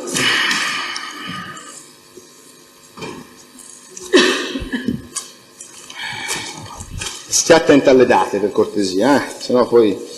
Allora, la 1458 del 23/12/2010, lei parla con un interlocutore che viene identificato come Moussavi Al-Gharavi. Qual è la data, scusa? Gliela ripeto subito, 23/12/2010. 23 dicembre Esatto, 2010. Il progressivo è il 1458. Lei parla con Al-Gharavi, Moussavi, che deduco sia un cittadino arabo, insomma, nordafricano, non so. Allora, ciao tesoro, ciao tesorino, dove sei? A Sanremo, tu? A Sanremo ancora, sì io sono a mangiare a Genova. A Genova sono al Five Diamonds qui a Milano. Ah cazzo, sono tornato. Stamattina io praticamente, e che cazzo a saperlo, risatina. Vabbè, qualche imprecazione, finalmente che mi sono liberata da quello stress, almeno potevamo vederci. Minchia, ma veramente, porca put, ma quanto rimani? No, adesso lei, per fortuna, no, cioè rimango fino alle 3, poi torno dallo stress, comunque ti dicevo, e lui aveva la mia password di Facebook. Vedendo i tuoi messaggi si è incazzato. Ma a parte, ma non è solo così, è con tutte le persone che mi scrivono su, ascolta e spariscimi i messaggi, Ma che cos'è che ti avevo scritto? In fondo non ti avevo scritto niente di strano. No, per il video, queste cose che pubblichi mi fa, ma perché questo qua pubblica sempre? Ma ci hai parlato anche al telefono? E dice un po' di cose. Mi ha detto che poi parla un po' di fatti suoi e salto. E per la correttezza vado alla pagina 94. Va bene? Allora dice UT, cioè l'utente intercettato. Allora praticamente io ricevo 20.000 euro ogni martedì. No? È lei, signora El Karima Marub. E lui gli dice sì. Punto interrogativo. E questi 20.000 euro ogni martedì lui pretende di tenermeli perché dice che io sono spendaccione e perché dice che comunque. Scusami, da dov'è che prendi 20? Almeno sia dov'è che siamo interlocutore. Li prendi questi 20.000 euro al mese, da dov'è che arrivano? Li voglio anch'io, ride. Risata, risatina. Praticamente lui dice che sono spendacciona, dice lei, utente, e bla bla bla. Sì. Lei, tu riesci a trovarmi, non dico una ragazza delle tue zoccole, una donna che sappia parlare bene e perfettamente l'italiano, che ci capisca qualcosa di banca e roba varia, che possa? Sì? Interlocutore vuol dire lei, chiamarlo, e parlare con lui dicendogli pronto, si inventa un nome con cognome, dice Ruby, interlocutore. Sì? Sono la segretaria, dice lei, Ruby, del signor Spinelli. Sì? Guardi, siamo lì, gli volevamo dire che comunque i 60.000 euro che spettano che sono di Ruby e dovrebbero trovare prima una banca tipo non so, Monte Carlo e roba varia. Gli dice il suo interlocutore, no, ma bisogna che la facciamo, insieme questa cosa. Poi se hai bisogno di fare veramente degli investimenti, invece di dare i soldi in mano a qualcuno, te sei giovane, sei una brava ragazza, però sei molto ingenua, devi stare attenta. Lei dice, io ingenua? Non lo so, io ingenua non mi conosce ancora. Comunque ride. No, però tu, dice lei, comunque, lui, vabbè, tu saprai e ti e ti ho fatto. E lei, no, non sono affatto presuntuosa e comunque consigli li accetto. Comunque ti devo dire, i miei soldi, dato che comunque gli diremo così, è proprio il dirglielo per far sì che lui non me li tenga lui, capito? Che pensi che sono loro a tenermeli. Ok, li tratte però sono io a tenerli in mano, li tratteniamo, hai capito? E lì con, dice lui, li possiamo versare su un conto. Tu mi dici dov'è che ti interessa, e gli dici guarda, apriamo un conto e li versiamo sul conto, su questo conto qua d'ora in poi, sì, possiamo dire questo, clacson in sottofondo, sì, e dirgli così. Sì, non sono, però deve essere una donna, dice lei, signora Marughe, una donna capace di parlare,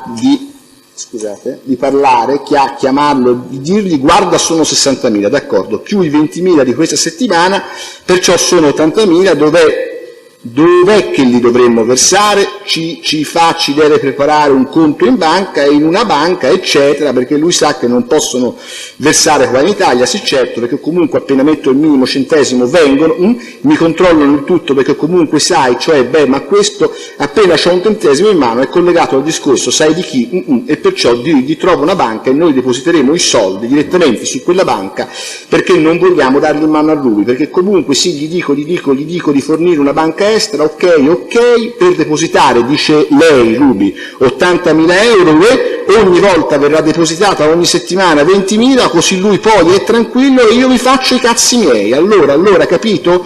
Dice lui, no, ti faccio, sì, quello non c'è problema, ti posso fare sta telefonata da una mia collega, la segretaria, non c'è problema, tanto per me, segretaria bravissima, bravo, ma facciamo che la mando. Lei dice sì, inventa un nome e compra una scheda piuttosto, colpo di tosse dell'interlocutore, che lo faccia con un numero vero, perché comunque sì, se lo chiamano già in privato lui dubita. Questa è l'intercettazione. Un po' lunga. Sì, lo so, Presidente. Ci pensi un attimo, l'ha seguita tutta quanta? Ci pensi un attimo? No. Con chi parla? Chi è questo Mussavi? Non me lo ricordo. Non se lo ricorda. Ma a cosa si questi 20.000 euro a settimana e 60.000 euro? Probabilmente sarà qualche altra cavolata, ma non mi ricordo neanche di aver parlato con una persona così. Certo. Perché qui qui lei suggerisce, poi lei dà la spiegazione, io l'ascolto e tutti l'ascoltiamo, al suo interlocutore di chiamare una persona per dirgli, fingendo di essere la segretaria del Ragionier Spinelli. Chi è questa persona nei confronti della quale doveva avvenire questa telefonata? Non me lo ricordo. Le domando, è Luca Risso per caso? Non me lo ricordo, veramente non me lo Allora, ricordo. Non so neanche al Gabi Mussa. Le fornisco la mia spiegazione, vediamo se è corretta, se ho capito bene. Lei suggerirebbe, secondo quello che capisce l'ufficio del pubblico ministero, che può essere sbagliato, a questo signore di investire una sua amica, di fingere di essere la segretaria di Spinelli, di chiamare Luca Risso e di dirgli guardi, da qui in avanti i soldi non li tiene più lei, ma li diamo direttamente a Ruby. È così o no? Ho capito bene o ho capito male? A parte che io non avevo preso nessuna lira e né tantomeno Luca Risso ha mai tenuto per me dei soldi. Ma io non mi ricordo proprio il contenuto di questa telefonata, non mi ricordo di questo signore non si ricorda di questa telefonata e ovviamente quindi, la sua spiegazione. A prescindere dalla mia interpretazione, i fatti sono falsi perché lei i soldi non li riceveva. È questo l'assunto? Sì. Posso fare una piccola domanda? Luca Risso le ha mai detto di essere un po' spendacciona? Le ha mai rimproverato di essere un po' spendacciona? Tante persone mi hanno rimproverato. No, io non sto chiedendo se Luca Risso, delle altre persone non me ne importa. Se Luca Risso le ha mai accusata di essere un po' manibucato, un po' spendacciona? Sì. Ok, prego. Qualunque sia la spiegazione di quella telefonata, i fatti sono falsi, è corretto? Lei non prendeva nessun 20.000 euro a settimana, nessun soldo in quel momento, è corretto? Ho capito bene? Sì. Lo dica? Sì. Perché non voglio sovrappormi a lei. No, l'ha detto, è chiaro, è a verbale d'udienza. Bene, signor Presidente, chiedo scusa. Ora riprendiamo un attimino il tema Iriarte per tornare alle telefonate, perché dobbiamo capirle. Vado al progressivo numero 749 del 20 agosto 2010, sono le ore 1:57. Lei, Marughe Karima, parla con la signora Iriarte Osorio Diana Maria, è quella di prima, si ricorda? Sì, quella a cui mi sono riferita io. Pronto, chi è? Pronto, chi è? Come chi sono? Karima, come chi sono? Karima, chi sei? Non c'ho il numero memorizzato. E poi lei le rivolge degli insulti scherzosi, Diana a lei. Ride, Nina, come stai? battute. Dove sei? Dove sei? Milano? Domanda lei Karima. Sì, sono un po' in giro durante le notti. Sì, e dove sei tu? Diana a lei. Cos'è? Per lavoro? No, come sempre. Sì, sì, sì, ride, qualche epiteto. E tu dove sei? Sei a casa? E Karima dice no, io sono a Genova. Ah, sei in Liguria? Sei anche tu? Sì.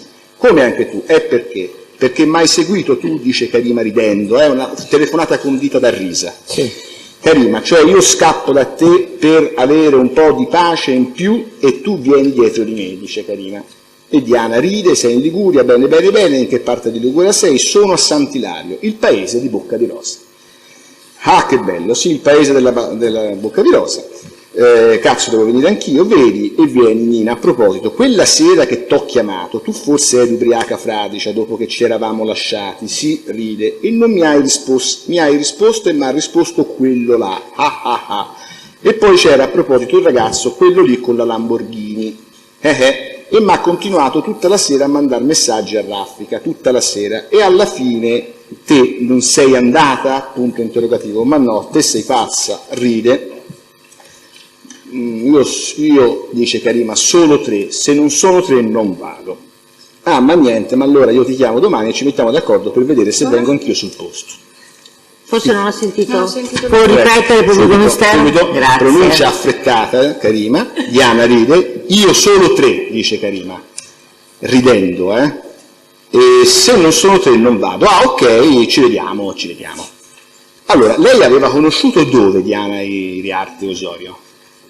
L'ha detto prima, in Corso Como. A Milano. Si erano incontrate in Corso Como e avevano fatto. Faceva la vita la signora Iriarte? La vita, la prostituzione, diciamo? L'avevo supposto io. L'aveva supposto lei? Da che cosa l'aveva supposto? Dal comportamento e da come mi parlava a volte.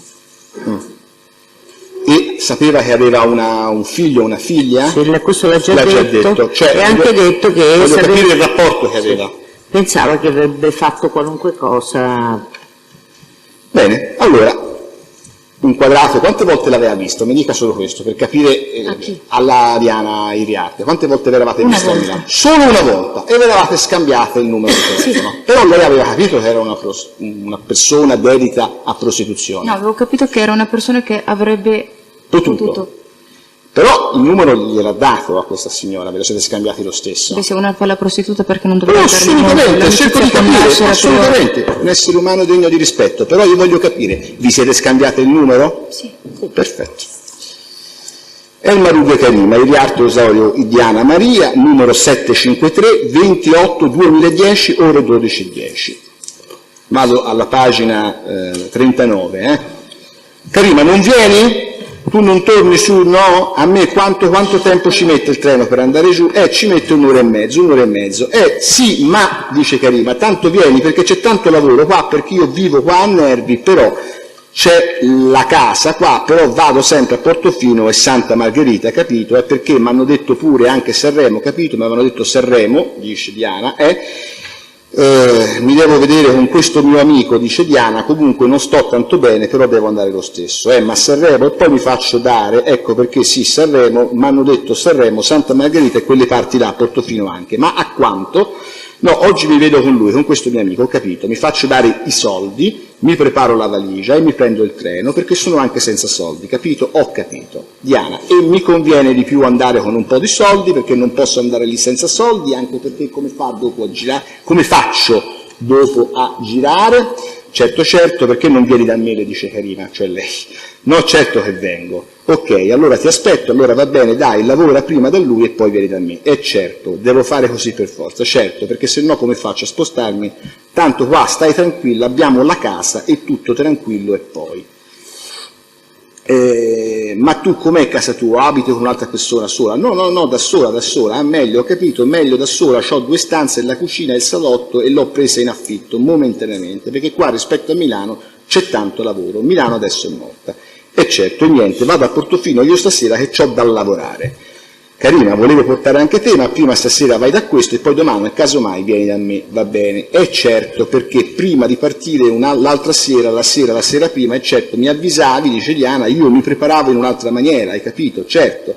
Poi come tu hai detto nulla, allora niente, io Karina, ma sì, perché quello, non so se hai capito, ma quello mi ha detto un prezzo che a me non mi andava bene. Ah, ho capito. Gli ho detto, lui mi fa, vieni con me, e io gli ho detto, sì, ma quanto mi dai?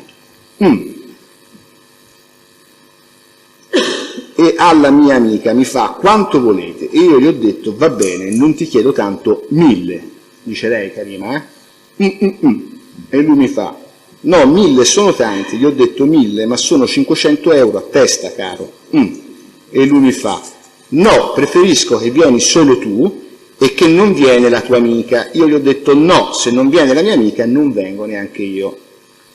Gli hai detto, perché non ti fidi, capito? È meglio sempre fare così, dice Diana. Karima, È meglio, dico, perché non ti fidi della persona. Sì, gli uomini, dice Karima, gli uomini fanno così, io li conosco bene, in effetti figurati, cioè proprio per quello gli ho detto, se non viene la mia amica non vengo io, però quando ne ho tanti di persone che hanno veramente soldi, perché sono ricchi, cioè c'è anche il figlio di Silvio, Pier Silvio, c'è anche che io vado sempre con lui, domani lavoriamo bene, aggiunge dopo lei. Allora signora, innanzitutto lei conosce il figlio del dottor Berlusconi? No. No, se l'è inventata questa cosa? Tutto inventato. Perfetto.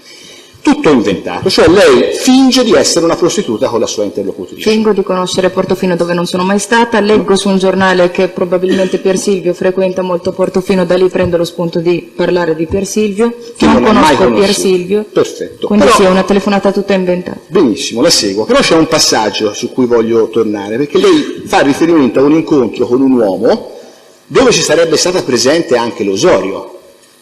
Cioè, lei incontra un uomo, ci sarebbe anche l'Ausorio, cioè una trattativa sul prezzo, in ipotesi naturalmente, con rispetto, sulla prestazione sessuale che non va in porto perché lei avrebbe voluto coinvolgere l'Osorio, ma il signore non vuole, vorrebbe stare solo con lei. È così o no? Come ho già detto, Cioè lei... Sì, dica, scusi, prego. l'Osorio l'ho incontrata solamente una volta in Corso Como, non ho avuto incontri con persone con lei, può essere che lì parliamo, siamo in due straniere, probabilmente il testo è diverso, non ho capito neanche cosa c'era scritto. Quindi ci sarebbe stato un fraintendimento linguistico probabilmente fra di voi, perché qui sembrerebbe fare riferimento al fatto che ci sia stata una trattativa con un cliente che voleva avere Ma che ho rapporti avuto io- sessuali che lei avrebbe avuto alla presenza dell'Osorio. Non è così? No, non è così e soprattutto è tutta una telefonata inventata da me, sono tutte delle cavolate. Perfetto. Comunque l'assunto, cioè il nucleo di quello che lei dice, non mi sono mai prostituita. Sì, Tra l'altro le domando, il 20 agosto del 2010, lei frequentava già Luca Risso? 20 agosto. sì, Lei viveva a casa dell'amico di Luca Risso?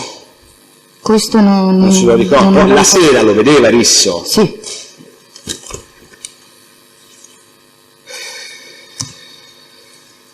Vabbè, la telefonata successiva è dello stesso tenore, la risposta immagino sarà la stessa, ma per in quelle che senso stesse... lo vedeva la sera?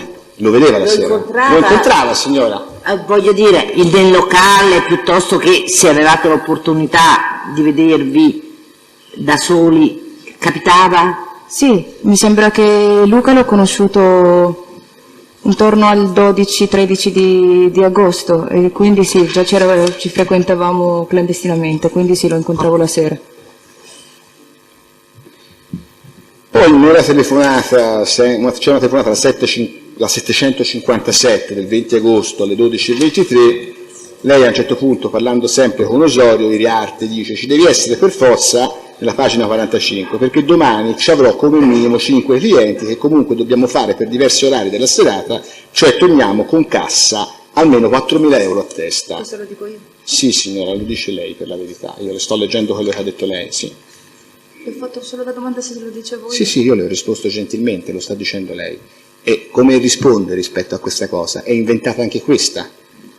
No, non faccia cenni che non vengono verbalizzati. No, sì, parli al microfono, se no Mi dispiace. poi nel verbale si legge la risposta non conta.